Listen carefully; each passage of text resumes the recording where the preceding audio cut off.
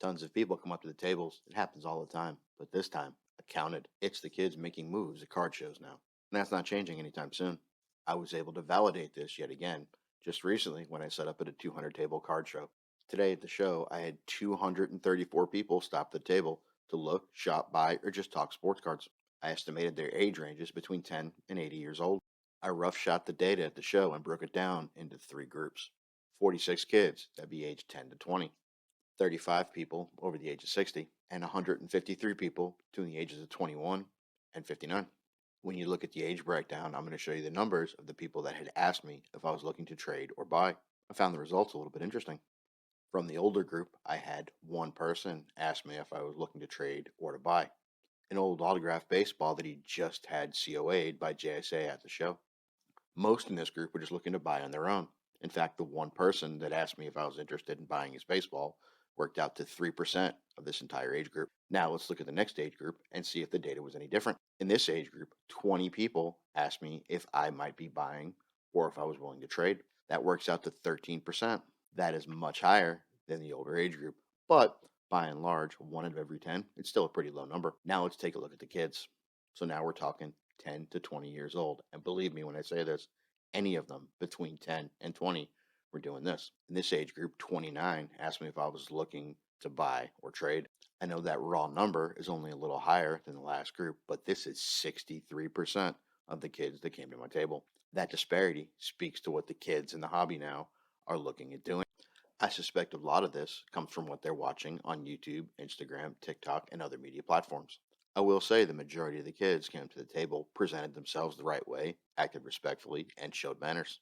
But there were some, in fact, 7 of the kids that asked if I was looking at buying or trading appeared like they were adopting the persona of the person they watch on YouTube. Why would I make a statement like that? Because I can tell you exactly who they were trying to be. Some were emulating Roth, some Kenneth Fornos, some sports card investor. There's even one guy that was kind of acting like Mojo. I'm not saying that's good or that's bad. I do find it funny, though, that they were literally trying to duplicate the person that they follow on YouTube. Now, some did try to pretend like they were on YouTube themselves. What I mean by that was they cut off in the middle of a deal, dropped their box down, and tried to get me to talk, interrupting right from the jump what I was trying to do with somebody else. And I think that comes from some of the influencers and the personas that they're presenting. I'm not saying it's the one I mentioned in this video, but nevertheless, there are some that are out there, and these kids are trying to be like them, and that can cause a problem. In fact, I talked about this in a previous video not too long ago. Now, of course, anybody's free to act however they want. But looking at the tables around me, I could see that these kids were being turned away from many dealers.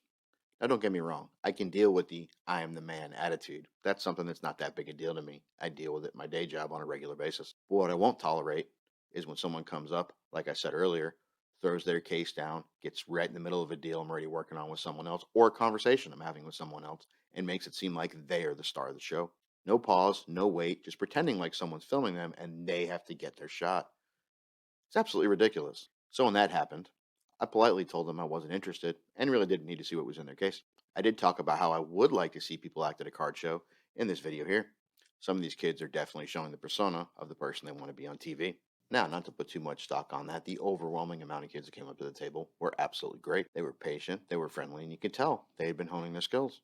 Regardless of age, the kids between 10 and 20 seemed to really know what they were talking about. It could be players, it could be stats, it could be soft corners. What do you think it would grade like, et cetera, et cetera. Regardless, these kids seem to really know their stuff. Given some of their ages, it's pretty impressive. And for a lot of them, when they ask you to look at their cards and you open their case, expect to see some pretty impressive stuff. Or at a minimum, don't be surprised when they're there. And don't get me wrong, I'm sure some of these kids got a boost from mom and dad to help build their collection. Some I know for sure are completely funded by their parents who are living vicariously through them. But some of the others that I know have been grinding for years now. I remember when they used to come around with dollar and $2 and $5 cards trying to trade up to 8 or 10. Now they're bringing me 2 and 3 and $4,000 cards, seeing if they can put them together to get a $10,000 card from me. It's amazing to think where some of these kids have come in the last 3 years. And some of my favorites are kids that are flipping and making moves and learning business, but also are collecting on their own. I think part of it that is the most impressive to me is a lot of these kids are acting without even flinching. Maybe it has something to do with I don't know any better, or what do I really have to lose? It's hard to say, but you really have to respect the unwavering belief in themselves that a lot of these kids already have. I'd be curious to see where they are in 5 or 10 years. Now, as I mentioned earlier, some of the kids have dollar, $2, $5, and $20 cards. Those are the ones I try to help out even more. In fact, I found myself hooking them up a lot because it doesn't really cost a lot. Besides, those kids get super happy about it and their love for the hobby grows. Now, with the larger deals, it is still pretty weird when you're trying to work 1,000, 2,000, or more $1,000 deal with a 10 or 15 or 16-year-old kid. It is the norm for them, but it still feels a little strange. Whether big deals or super small deals, please do me a favor. Don't try to take advantage of these kids. I've seen it happen numerous times at a show. In fact, I've sort of become the table that a lot of kids come up to validate whether a deal was fair or not. It's really just more of a second opinion. Did this sell for the right price? Is this the right price? Does this trade seem fair? Now, taking want out of it, I have no problem helping those kids out with that. Look, if another dealer gets offended and comes up to me afterwards and says, "Why did you look up that card for that kid?" My standard answer is, "Why do you care? Did you take him?" Nah, that can't be it. Then what's the problem? These kids are trying to hustle and trying to grow. And when grown folk try to take advantage of that, frankly, it disgusts me. I will say one thing that does disturb me, but hopefully will evolve with time, is that one of the questions I asked every one of them was, "Who do you collect?" Most of them said they didn't really collect. They bought, they traded, and they sold. And they kept it moving. They really like the art of the deal.